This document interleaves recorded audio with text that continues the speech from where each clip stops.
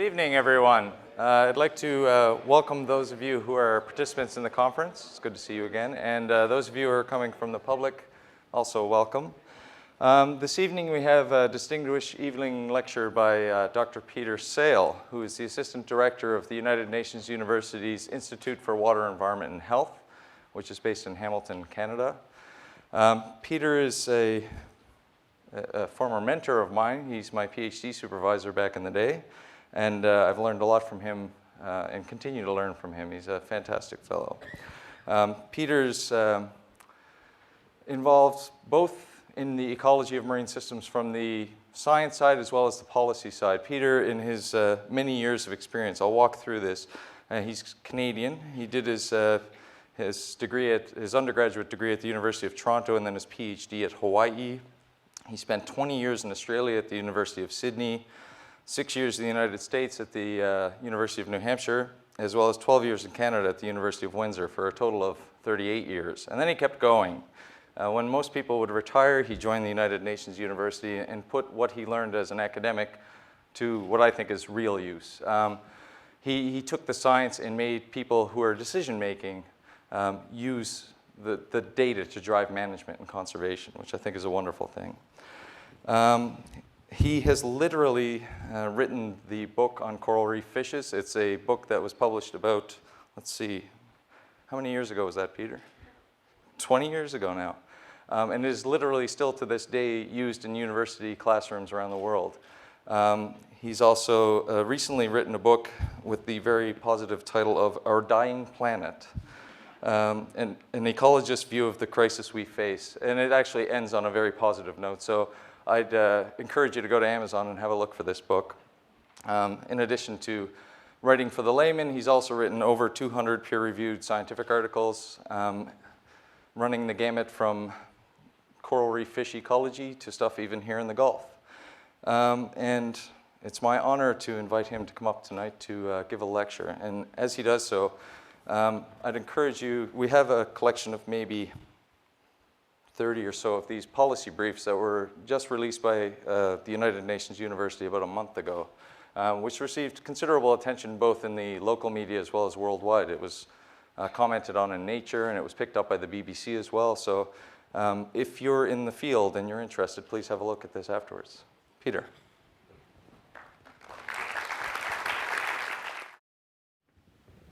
Thank you, John. Everybody hear me? Okay. Thank you.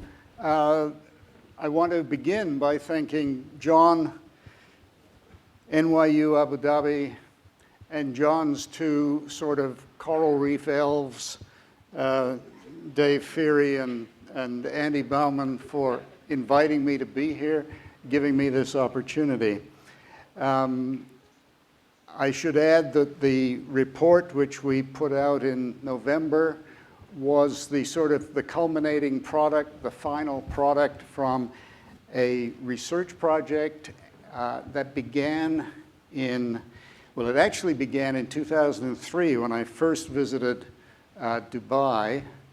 I had been in the Gulf once before in 2001, but I came to Dubai in 2003 at the invitation of Nikhil, and we looked at what they were doing and gave some recommendations. And that led to a project which commenced at the end of 2006, in which we had a team of people embedded within the Nikhil Environment Department, working side by side with their environmental managers, learning about the aquatic environments around the Nikhil offshore projects, and seeking to provide informed scientific advice to them on ways of handling these projects so that they would remain places that people would like to live in into the future. That project came to a slightly early end in 2009, which was unfortunate but understandable. I'm happy to say that our team worked very hard to get the data they had into print. There's a number of publications that came out. And then finally, we put this document together. Our motivation in getting involved in the project in the first place was we saw an opportunity to do two things: to help one of the major developers in the Gulf do the best possible job it could do environmentally, and also to provide advice that would be useful elsewhere in the Gulf, but also in other parts of the world where people are building offshore or onshore projects that have the potential to do a lot of damage to the environment, but if done right, are perfectly acceptable. So I'm happy with the reception it has received, and certainly we hope it's going to prove useful. And what I'm going to say today is encapsulates many of the things that are in it, although I'm going to put particular emphasis on things as I go through. So what we want to talk about is managing the Gulf. And I'm starting with a picture of the Gulf, which is taken from a long way away, because I want to make another important point. I am not from this region. I've only been visiting the region for 11 years. I don't know the history or the culture nearly as well as I would like to. And so what I'm going to say today is not intended to tell people what they're doing wrong. I'm trying to provide informed advice as a marine scientist, informed advice on what I think could be done to do things better. And I hope that the comments and the document will be received in that way by people who do make decisions about the environment and about the region. And so here is this beautiful sea. It's a shared ecosystem, and it's a valuable ecosystem. And I think sometimes we forget its value. It has many different kinds of value. For instance, the fishery yield, about $1 billion a year from fish landed in the Gulf and the Gulf of Oman. It's about 50-50. 250,000 people directly employed in fisheries, and a whole bunch of other people employed down the track in that fisheries enterprise. Growing coastal tourism, probably now more valuable than the fisheries. Sure, I know that lots of people who come to this region come to go shopping, but they like to be on the ocean side at the hotel when they're not in the mall. So the Gulf provides that benefit.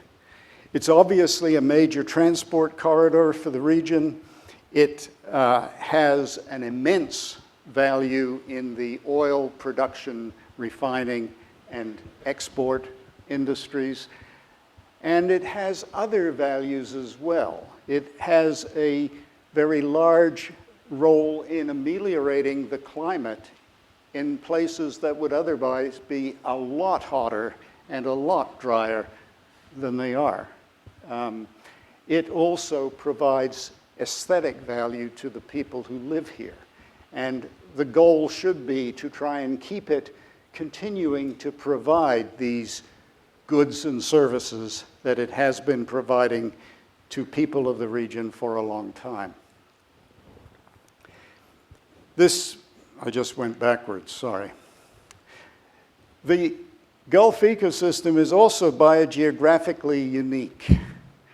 And so it's of interest to scientists for reasons that have nothing to do with management or people, simply for scientific interest. It's a subset of the Indo-West Pacific fauna. The organisms that live in it have all come in from the Indian Ocean. It contains some species that are endemic to it. They have come in and then they have evolved into species that we recognize as distinct. It contains, as we've been hearing in the conference that's going on, the world's most heat-tolerant corals, something that's of considerable interest given what is happening to the world and to coral reefs.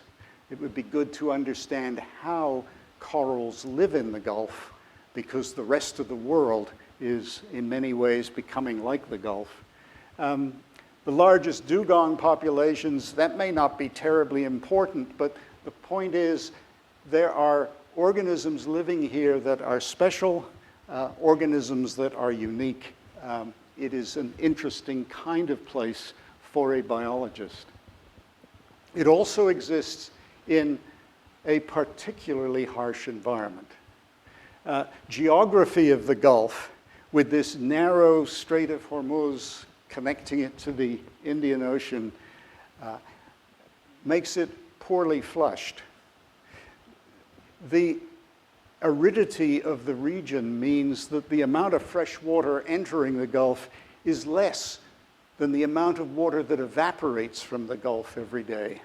And as a consequence, the net flow of water through the Strait of Hormuz is not from the Gulf out to the Indian Ocean, but from the ocean into the Gulf.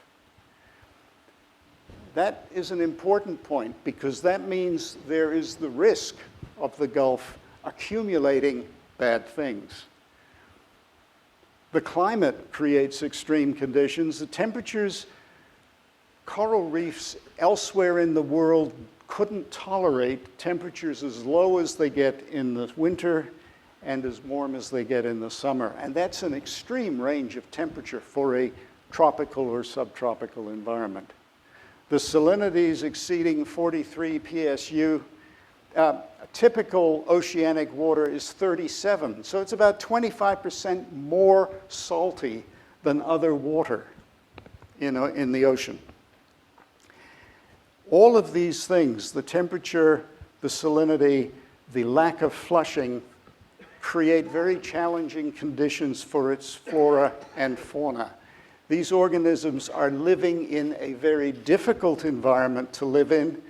They are doing remarkably well, but they are an environment which is very harsh. And because of that, there is the risk that if we start changing that environment, we can tip it over the edge, and these organisms will have great difficulty.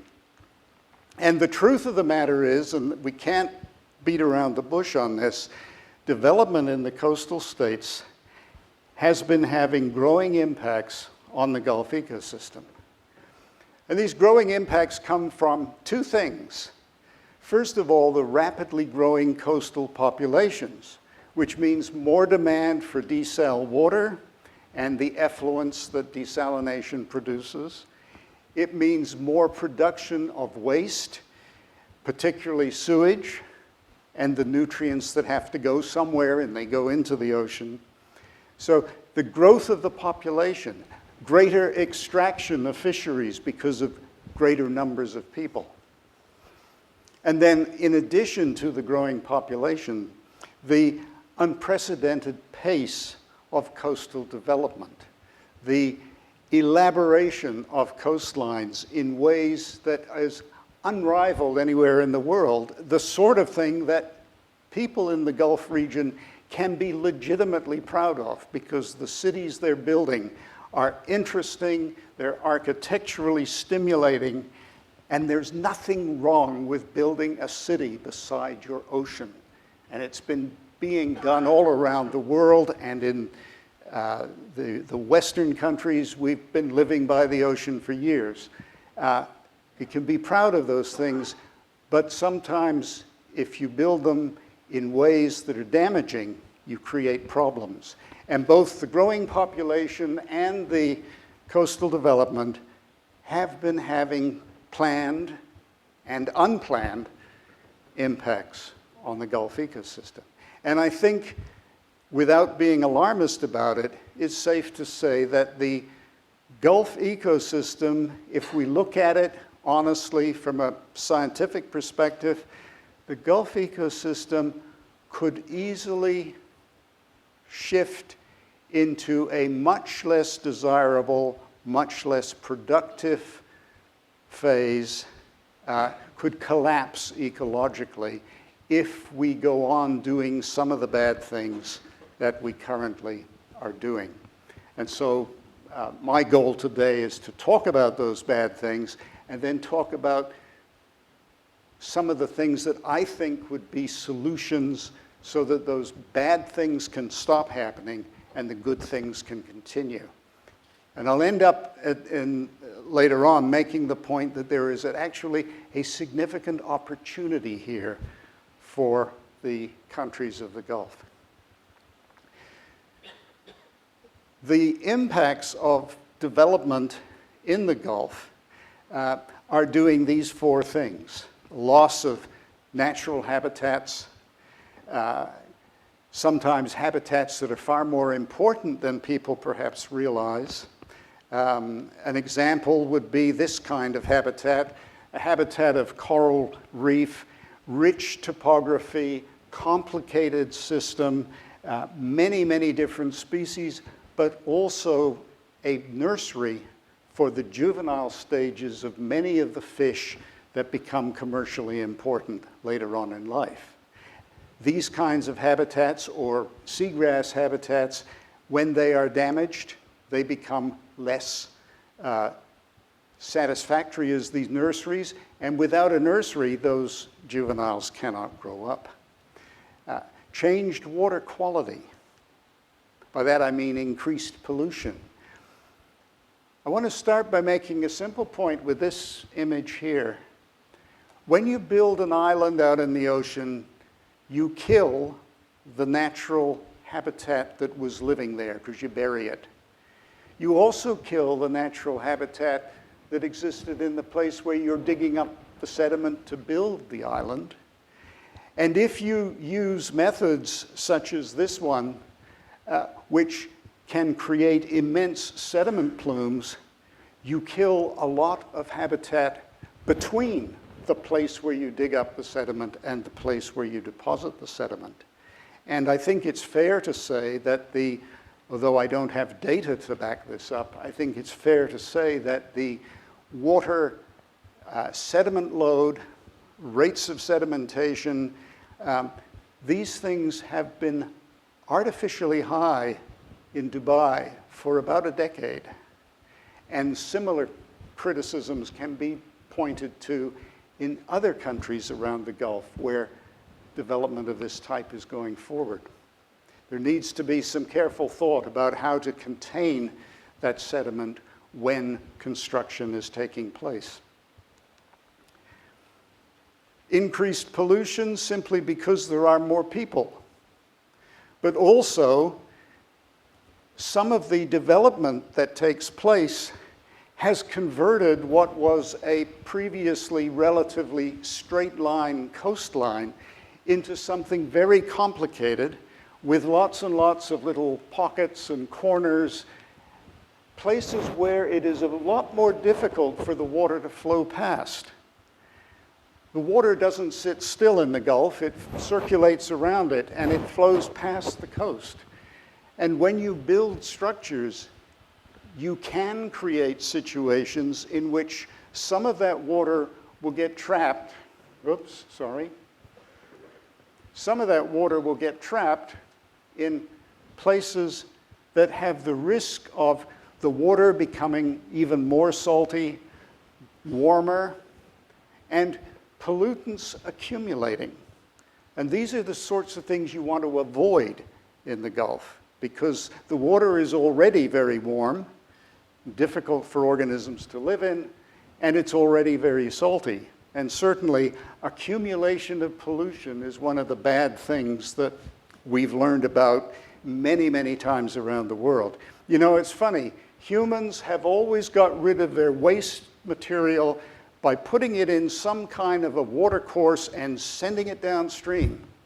And that's great when you live on the top of the mountain. It's not so good when you live down the bottom of that stream.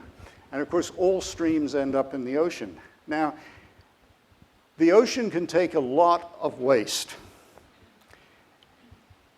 but it has to be diluted. And if you make the situation such that dilution becomes more difficult, that's when you can start having problems. And then finally, overexploitation.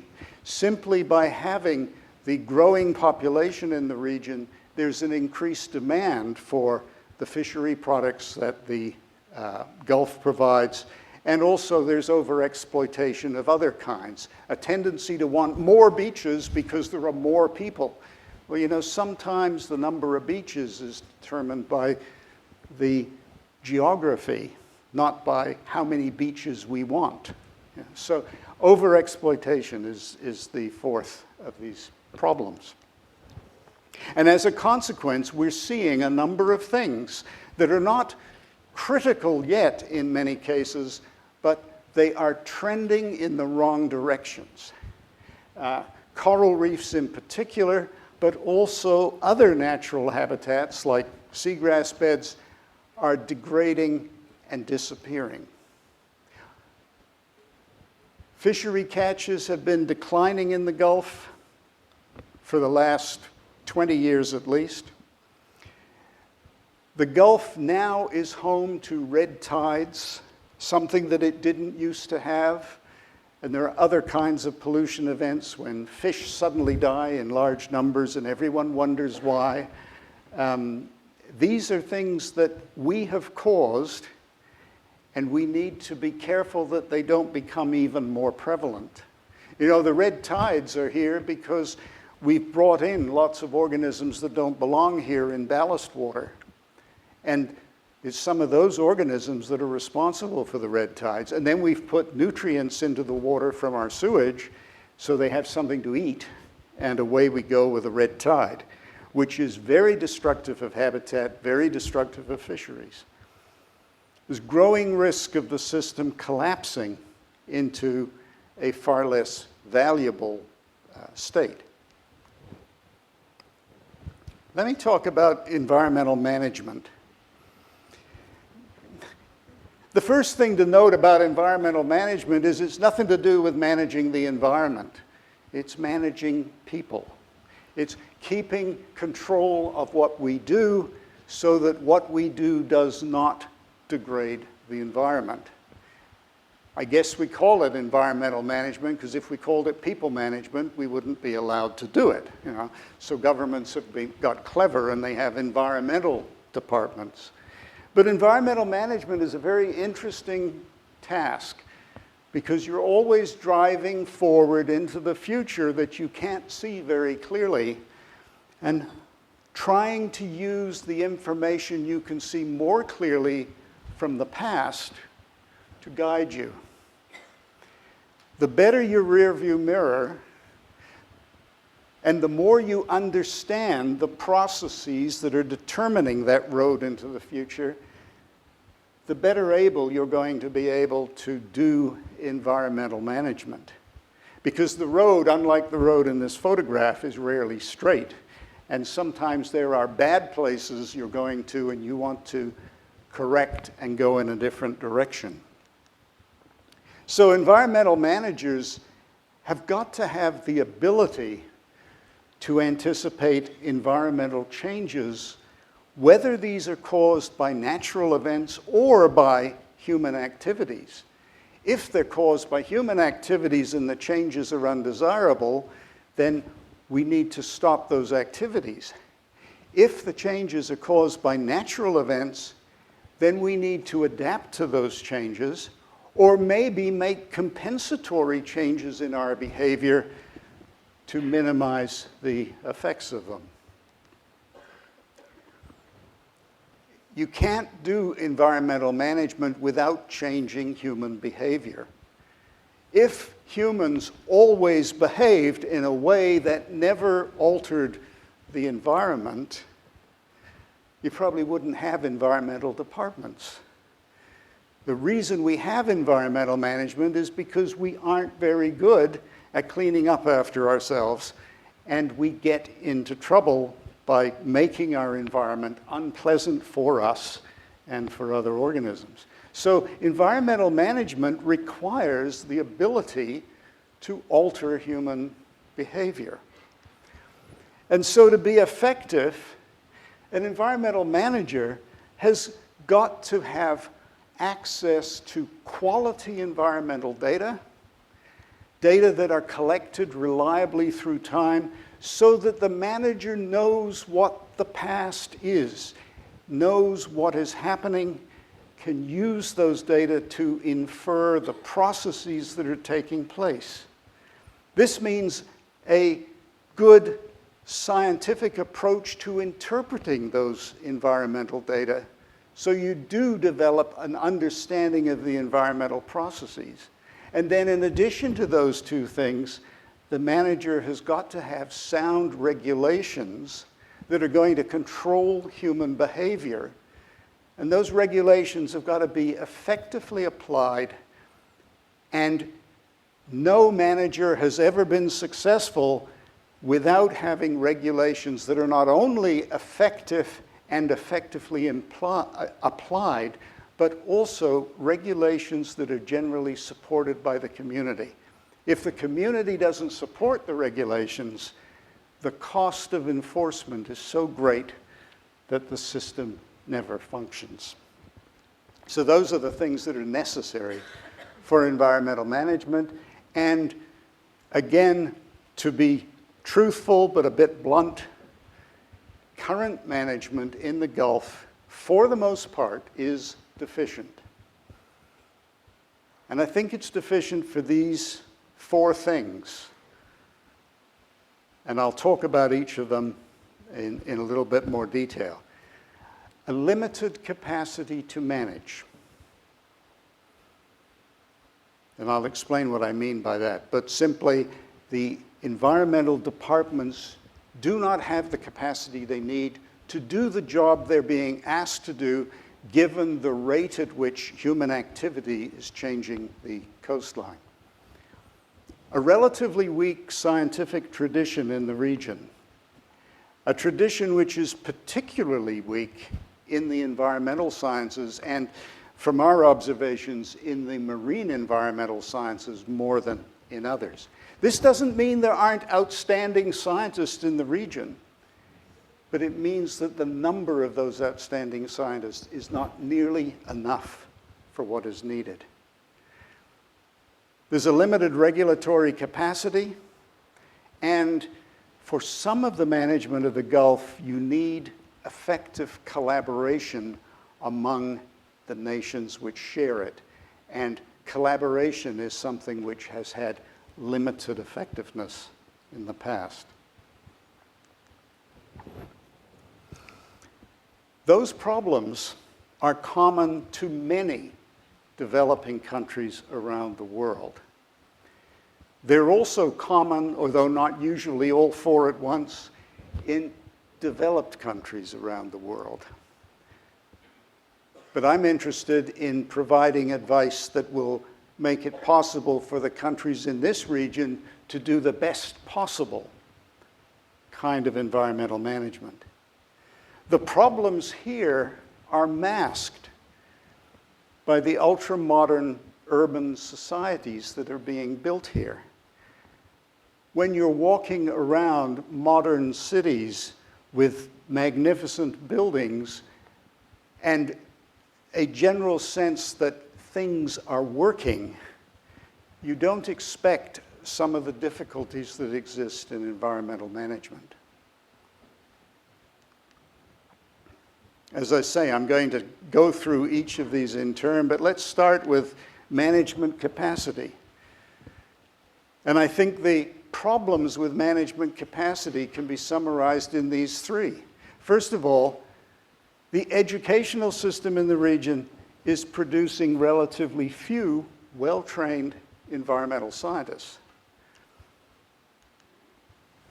The environmental agencies themselves are often poorly equipped or staffed, and frequently they are set up in ways that make it difficult for them to function in the way that they should. And then perhaps most important, but most difficult to pinpoint, the need for active management of the marine environment is not well appreciated in the region. If you don't appreciate that there is a need to manage this body of water, you aren't going to invest a lot of time and effort in doing the managing. And the lack of understanding of the way in which a natural water body functions is a part of the problem. Coupled to that, perhaps, is the enthusiasm for engineers to claim that they can solve any problem in the world. if one believes what the engineers tell you, then you don't have to worry about managing the environment. You just engineer your way out of each difficulty as it comes along. That's part of the third thing there, the need for management not being well appreciated. Let me elaborate a little bit further on these things, because I want to be clear.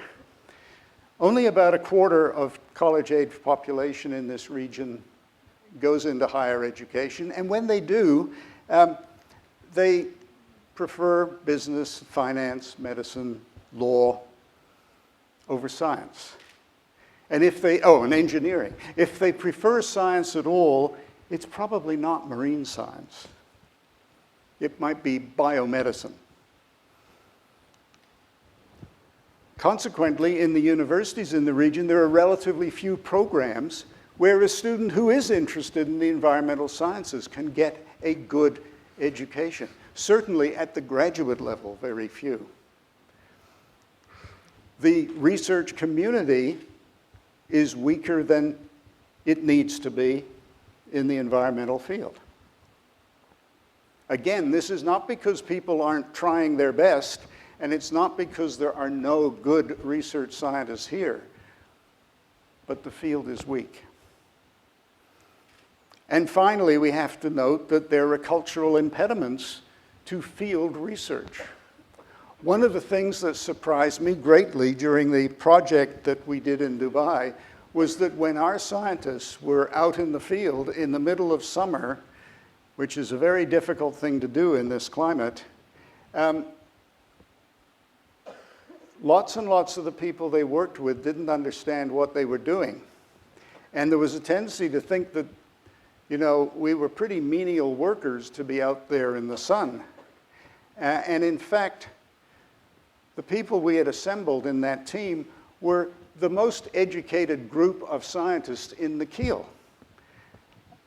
But they were outside in the middle of summer because they needed to be out there to understand how this ecosystem functions. Now, these problems may have very real reasons for their existence. These are problems, incidentally, that are well recognized by the planners, the policy people in this region. They have been written about in the Arab media. It is not something that I invented from Canada, but it is a problem because with the lack of education in this region, it means that the environmental sciences are not well represented when policy issues come to the fore. The management agencies themselves are in difficulty sometimes, and there are some excellent ones, but many of them are not. And they have difficulties of various types. One of the prevailing, I think, fundamental problems is a limited appreciation of the need for such things. Now, back in Canada, our Minister of Environment is one of the lowest ranked ministers in the government because Canadians don't think the environment's important. It's a common problem. But at least in Canada, we have enough environmentally informed people that we can push the government to make sure it doesn't get too low and make sure that environmental concerns are dealt with. But in an environment in which environmental education is not strong, it is quite possible that the need for environmental management is not well appreciated. One of the things that we noticed in some of the agencies that we saw was a failure to adequately separate the very important research role which a management agency needs to do from the regulatory role. The research role has got to be done without reference to regulations. And there has to be a research activity in order to interpret, in order to collect and interpret the data so that you know what the system is doing. It's only after you understand what the system is doing that you can talk about regulating people's behavior. But I saw instances where there was interest in regulating people's behavior before one even knew what the problem was. And then finally, the weak tradition in environmental science simply means that some of the management agencies do not have a clearly scientific focus to their efforts. And to my mind, there may well be other ways of doing environmental management, but I think a scientific approach is the best one. And so you need agencies that have science as a central focus of what they're doing. The lack of recognition of the risks, the lack of appreciation that this is a stressed, difficult environment which could be degraded by our behavior, that comes from a lack of understanding of environmental need. The lack of understanding of the cost of environmental degradation is part of the same thing. There's an expression, you only save the things you care about. And if you don't know the value of a well-functioning natural ecosystem, such as the Gulf currently is, then you aren't motivated as much as you could be to take care of it. In addition, the value of well-managed coastal environments is not widely appreciated. What do we gain by taking the steps necessary to manage our development along the coast so that it doesn't degrade the environment?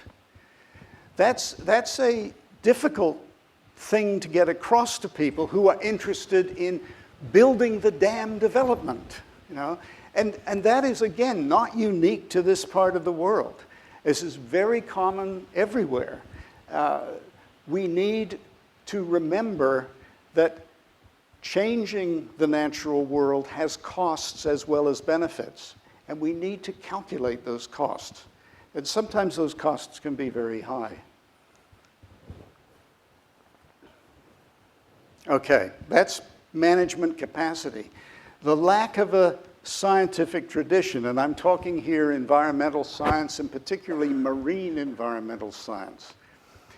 And the first thing I'd note is that when you have a weak environmental science community, it's going to have limited policy influence. It's not going to register when policy decisions are being made because it's just a few people. The lack of the tradition contributes, and I should not use the word lack, the weak tradition contributes to the failure in many agencies to have a strong scientific base for their management efforts. There are too many agencies out there who think their job is enforcing regulations, and that's not what their job is at all. Their job is manipulating human behavior to keep the environment in good condition. It might use regulations. And finally, the idea that management is an active science-based process is something that's poorly articulated, not thought about very much, and contributes to the general less than excellent performance. Regulatory capacity, the ability to be able to change human behavior in effective ways, again, is weak. I've already said regulation is an essential tool. For effectiveness, you need these sound regulations effectively applied, generally supported by the community. Now, this means you need marine environmental law, which is sufficiently robust that you know where your authority extends to and whether it extends to this place and not to that place. And I've seen evidence that that's not always clear. Agencies that are managing the environment need a long-term continuity of policy and of their authority. And this is something that in the best countries, the most successful countries, exists because simply that is the way it is done, and you don't change it. In young countries, this is something that has to evolve, and it hasn't evolved here yet. It's evolving, but it's got a ways to go. If I had to identify two of the biggest regulatory deficiencies in the region right now, I would say one of them is the lack of an environmental impact assessment procedure which is well designed for regulating coastal development. And I'm going to elaborate on that later. Another one is the failure over the last 15 years or so to succeed in regulating fishing effort and catch. The fisheries are declining because there are too many fish being taken out of the water. The fish populations can't replace them quickly enough. The only way that is going to be solved is by reducing the number of fish being taken out of the water. And that has not happened yet.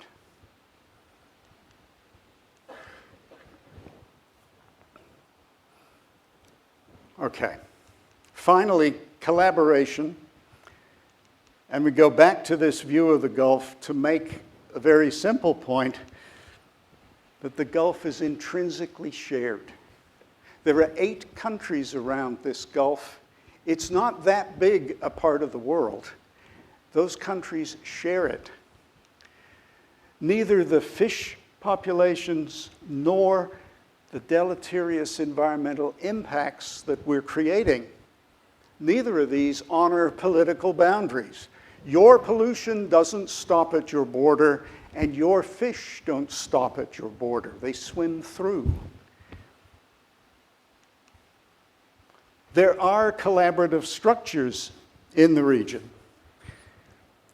especially ROPME, which has been in existence now for some 10 or 15 years, and maybe even longer, the Regional Organization for the Protection of the Marine Environment. It exists. It hasn't been able to do very much since the early years when it did do some quite good things with reference to oil pollution. But since then, it has meandered for reasons I do not understand. Environmental management is difficult if neighboring countries cannot interact on management issues that affect issues across the border. And in fact, there are some problems in the Gulf that are likely insoluble without more effective collaboration. And the issue of fishery stocks is an obvious one. Abu Dhabi cannot control fishing of the populations of fish that its fishermen catch because those populations extend across the borders of Abu Dhabi. Okay, let's stop all this negative stuff, me telling you what's wrong with the place. Let's talk about the steps that could be taken to improve management in the Gulf. And my goal is to produce the best management possible.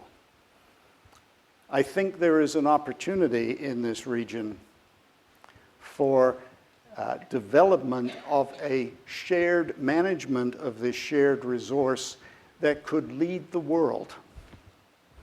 It just requires people to take up the challenge.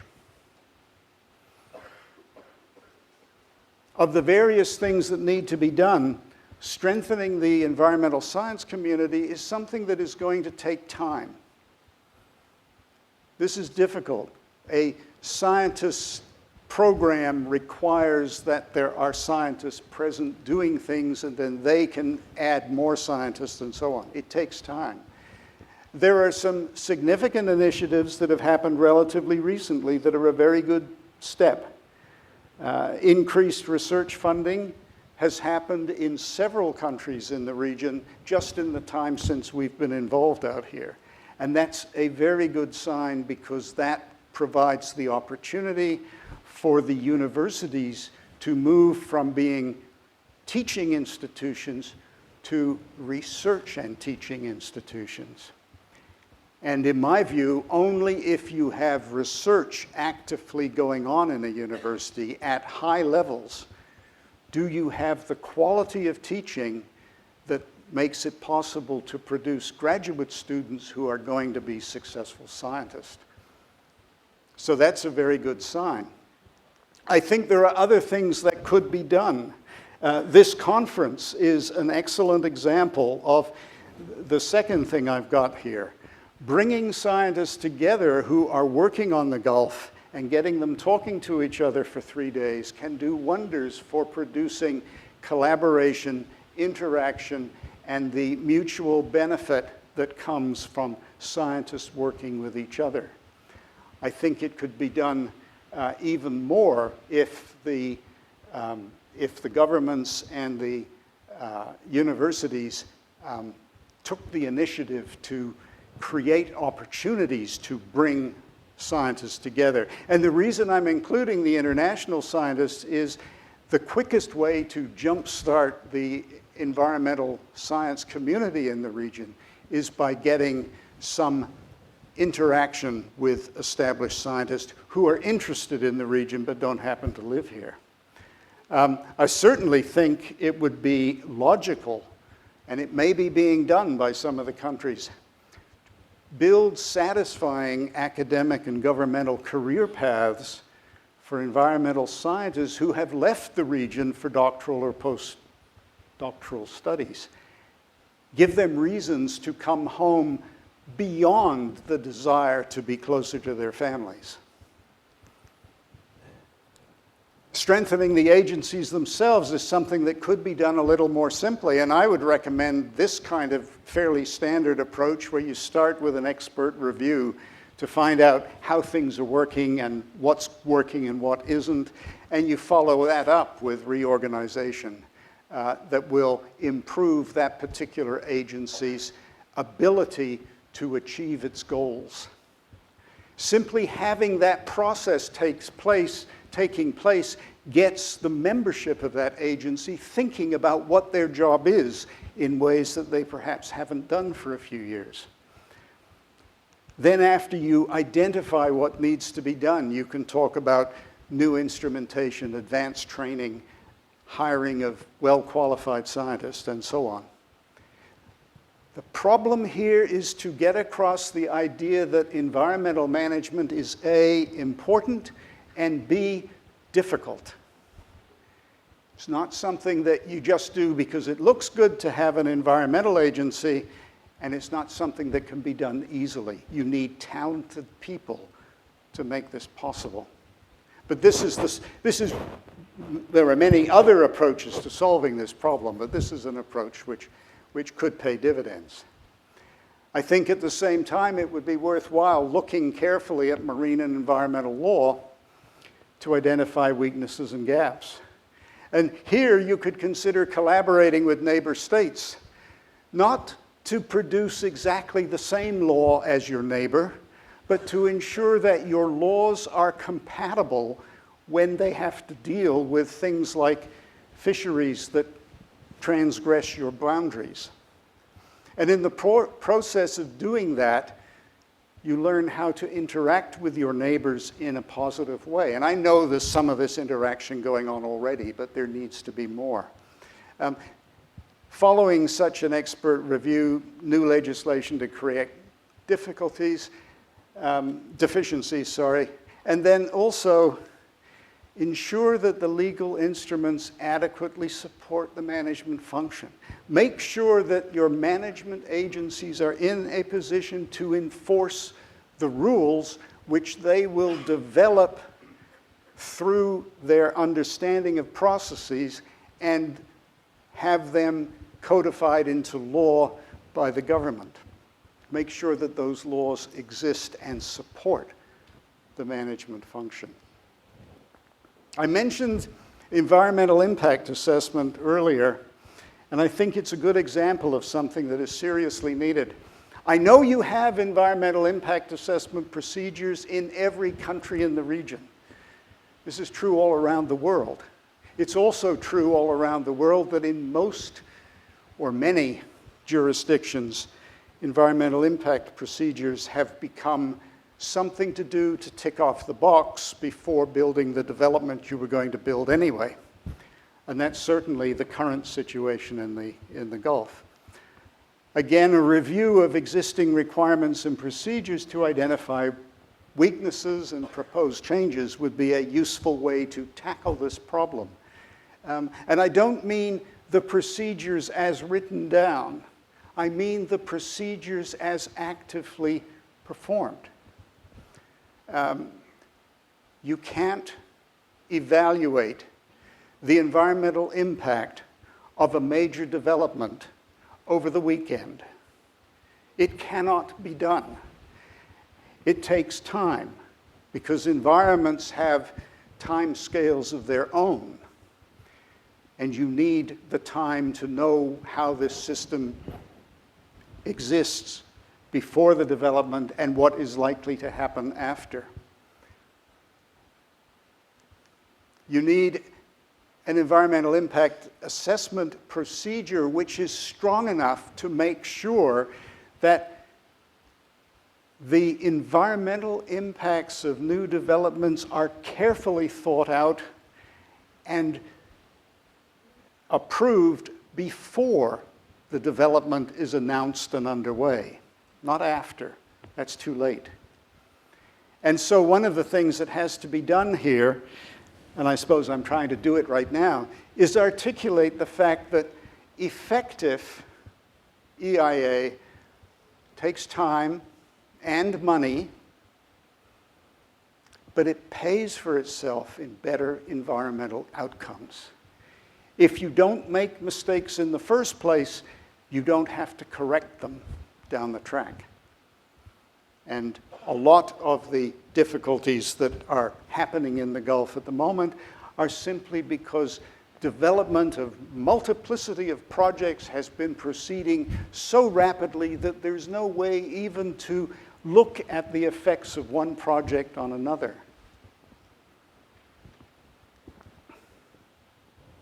I haven't mentioned this yet, but I thought I would put this in as something that should be important in the region. And up until now, I've seen relatively little sign of its importance, although I notice that there is a big conference going on right now about the future and energy security, and that's excellent. But climate change is going to have important environmental impacts in this region. In particular, sea level rise, sea level rise and changes in rainfall patterns are going to happen here. And it should be a high priority to understand what is likely to happen and start planning for it. At the present time, over the last 100 years, sea level has been rising faster than at any time in human history. And it's going to keep on rising. And every time the IPCC puts out a new report, and I guess the next one is due next year, the rate and extent of sea level rise has increased because they're learning more and more about what is happening. But sea level rise is going to have a very significant impact on a place like Abu Dhabi, which has a lot of low-lying land. And in this region, where are you building your cities? Right on the coast. There's nothing wrong with doing that, but we need to be thinking about how long do we want this city to be viable. You know, Venice is very attractive, but how many Venices do we need? You know, have one Venice in the world, that's enough. Let's keep most of our streets dry. It'll be better off that way. So climate change is something that needs to be a higher priority than it is. Finally, the idea of collaborative management practices among neighboring countries, or even between agencies within countries, We need to find ways of building cooperation. Cooperation is the first step. Collaboration is better. But at least cooperation so that you are working in tandem and moving in the same direction. And one of the things that can achieve that is to select agreed specific goals that can be realized quickly. And I've already mentioned reducing the fishery catch. We know what the problem is. We know how to solve it. It requires that the countries get together and agree on how to solve it. And it would have direct and long-lasting benefits for the people and the economy. I think the Arab Environment Facility or a similar entity might fund specific efforts towards managing the Gulf as a shared regional sea. That could also be a way of stimulating the scientific community as well as improving the effectiveness of management of what is, after all, a shared body of water. And so, I'm at the end, and I'll just summarize. The Gulf is a shared ecosystem. It's worth sustainable management. The good news is that the Gulf nations have got financial resources, unlike many parts of the world that have similar kinds of problems. And they also have got appropriate sustainability goals. Your leaderships appear to be tuned in to the idea that a sustainable environment is a desirable environment.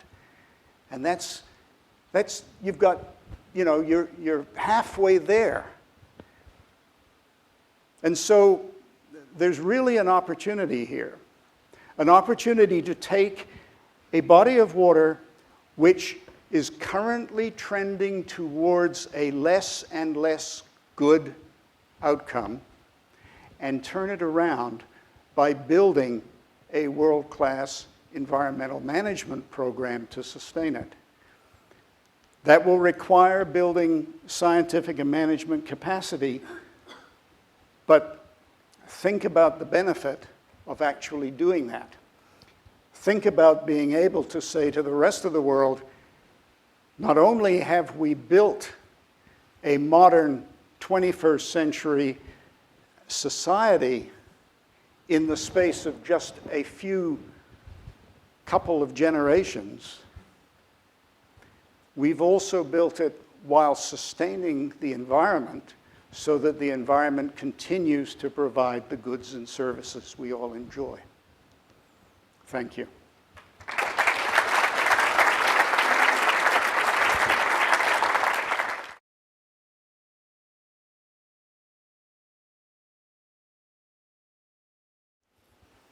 Thank you for your grateful lecture. Really, you enhanced a question in my thinking from after half an hour from yesterday, from the first talk to Dr. Riegel. But I kept it to if I found an answer in another talks. Till now, I need to collect tips of most of talks from yesterday till now, and put it on your table of management from a point of view of scientific point of view. We mostly talking about the conservation of coral reef, theoretically from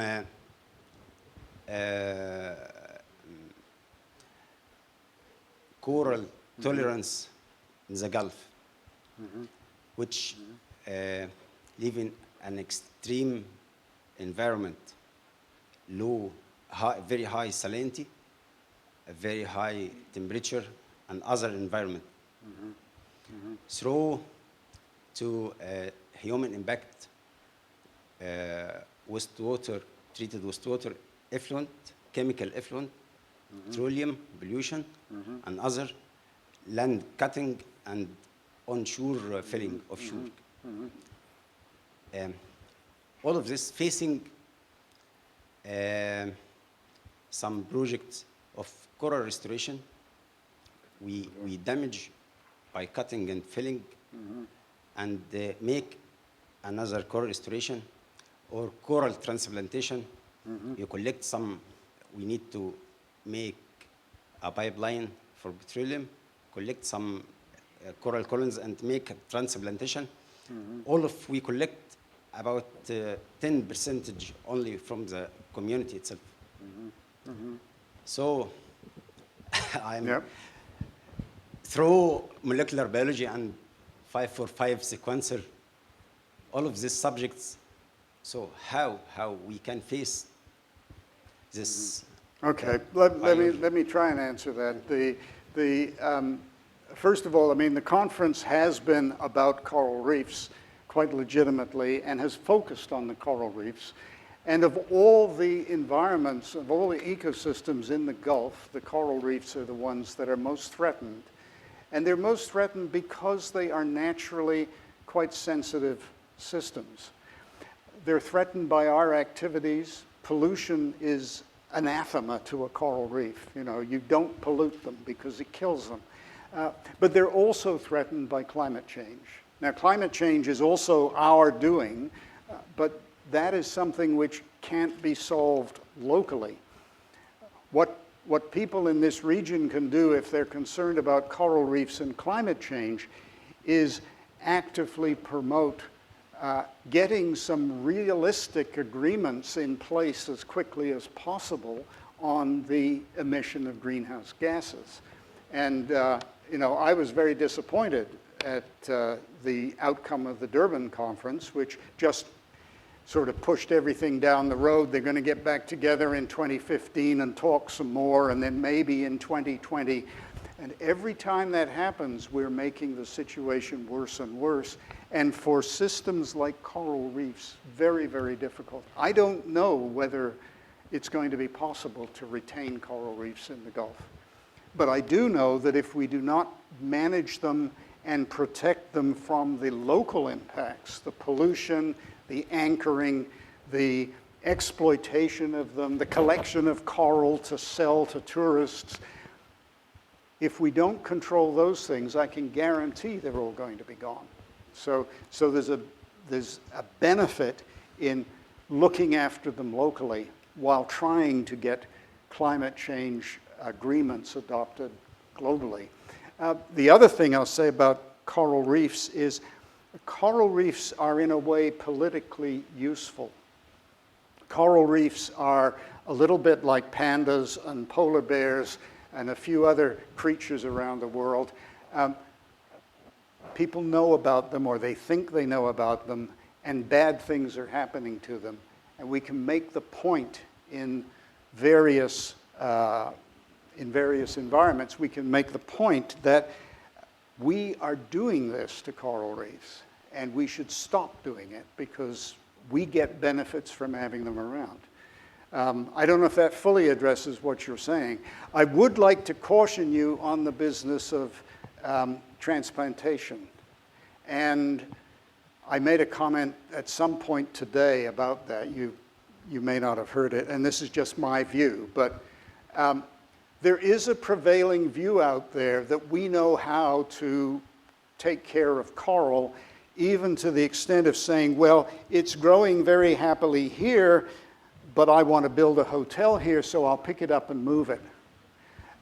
That's an engineering solution to environmental management, and engineers don't know everything. And generally, transplantation of corals has proved to be one of those things that most of the time does more harm than good.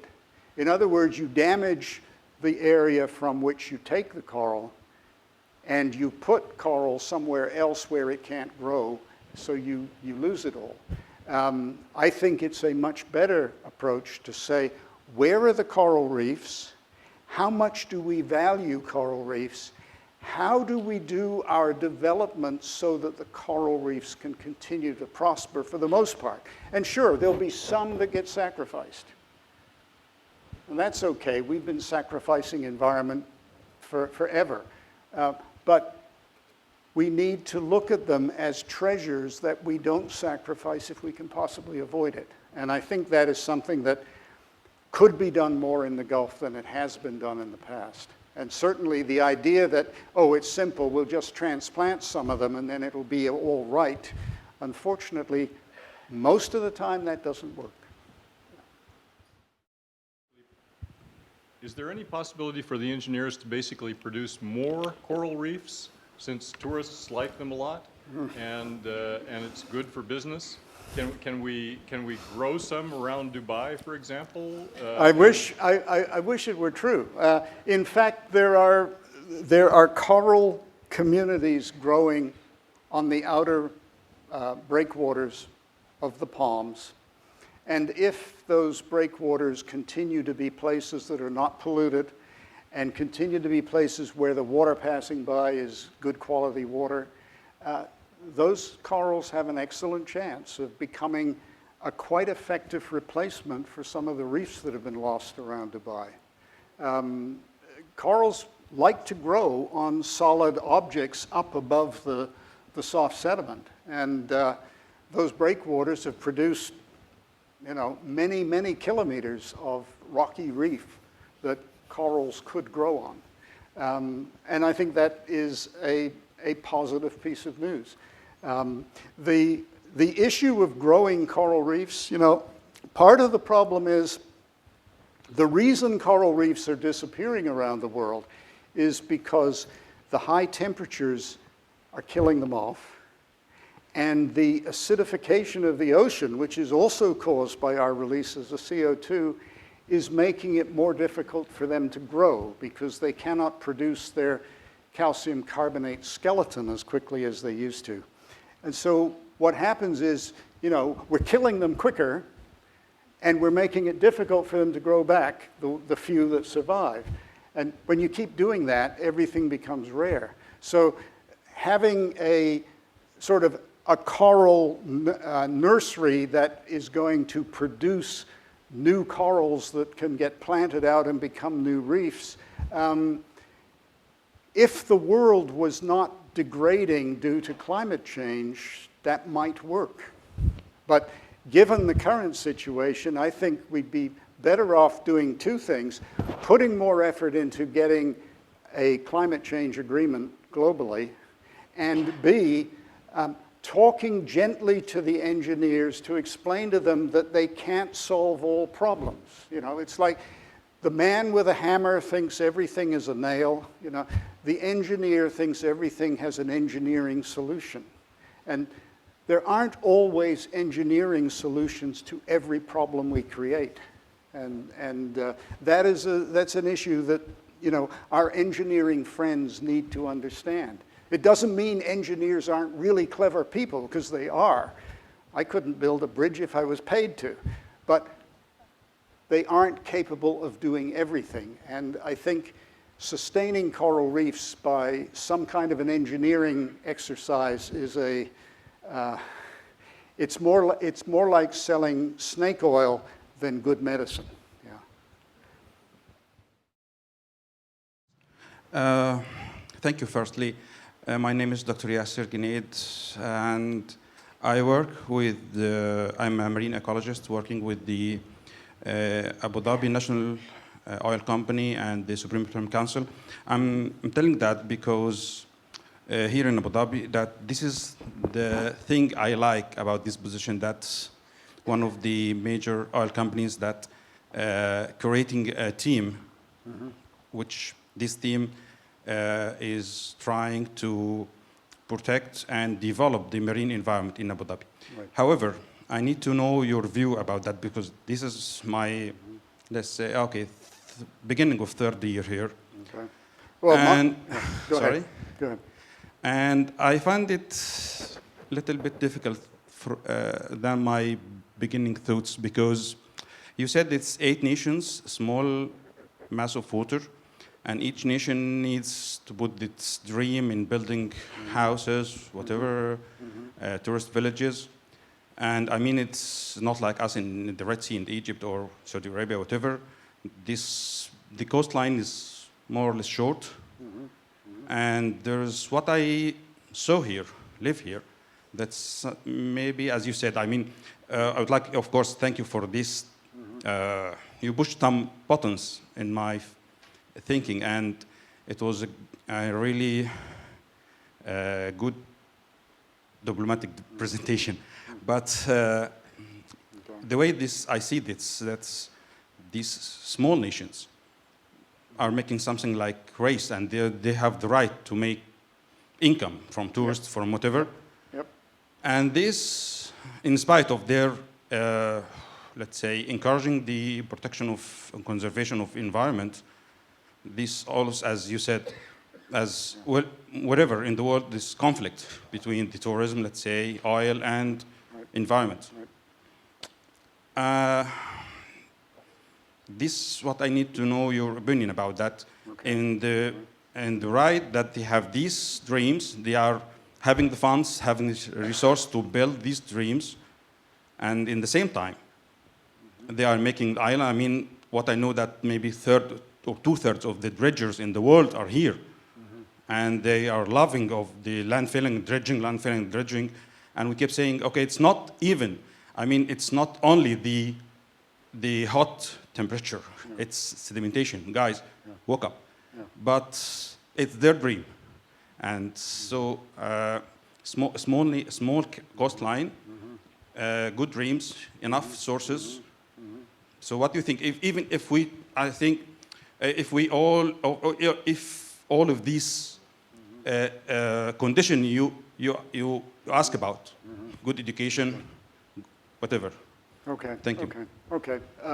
Yes, thank you for that. I think I can answer that.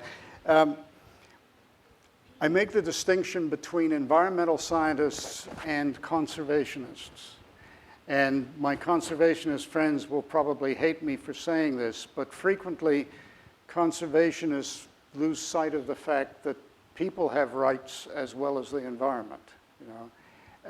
An environmental scientist, on the other hand, can talk about how this system functions, and therefore, how can we do the things we would like to do while minimizing the negative impacts on this system, because we see the value in this system. One of the problems we have, and this is in economic systems right around the world, as far as I know, it's certainly in Western economies, one of the problems we have is that the values of the natural world to us, the values of the goods and the services which the natural system provides to us, are thought of as being free, and if we damage them in the process of building something, that is not a cost of building. And that is, to my mind, a very incorrect way of dealing with the clash between our desire to build our societies and the costs that that can have when it impacts the natural environment. We should be paying for those costs, and those costs can sometimes be prohibitively large, in which case we say, wait a minute, we can't afford to build this thing here, or build it in that particular way, or take that many fish out of this body of water. We can't afford to do that because we're interested in being able to benefit from this natural environment in 10 years' time, in 20 years' time, in 30 years' time. We need to be doing things so that we can manage it sustainably. So this has nothing to do with saying development is wrong, or we shouldn't develop, or the developing world is condemned to live in a developing state. Not saying that at all. I'm saying we need smart development so that the developments that we put in place have minimal impacts on the functioning of the natural environment around us because we benefit from that environment. And secondly, where it does have negative impacts on the environment, we know about them in advance, and we have made an informed decision which says, you know, it's a pity that we're going to cut down that tree, but we've got to put this highway through here. That's a perfectly legitimate decision for people to make. But we need to make the decision rationally and deliberately and not have it made for us because we do something that knocks the tree down without even thinking about it. And I'm using a tree as a simple analogy, but doing things that destroy the capacity of the Gulf to provide us with goods and services is not, to my mind, in our self-interest. So we have to design our behavior in such a way that we minimize those things. And incidentally, you mentioned being employed by an oil company as an environmental scientist. It's one of the good things which is becoming increasingly the case in large corporations which do things that have environmental impacts. Oil companies, developers, all sorts of activities have their own scientists on staff working with them to help them do things the right way. And my view is that needs to be encouraged. But I think we also need a separate governmental entity that keeps a watch to make sure that they're really doing the right thing, because most of the time they are, but sometimes they aren't. My question is simply, is this a presentation of yours, this PowerPoint, available? Because you make some excellent points, which I think can be applied not just to why environmental management is not working, but to other projects as well. The presentation is not available, and the reason is because I'm a cheater like lots of my friends. I go on the web and I grab images, and I don't have the copyright to those images. So I don't hand out copies of my PowerPoints because they're full of, you know, I've just violated all sorts of copyright, and Wikipedia will shut me down at any moment. So it's not available. But the report on which it is based, although I presented it in a much more interesting way than it's written in the report, I'm being facetious. The report is available. You can download it at any time from our website. And in fact, you can pick up a copy here. And it says much the same thing. It gives a lot more information, but talks it through and comes out with the recommendations, plus recommendations I didn't even mention.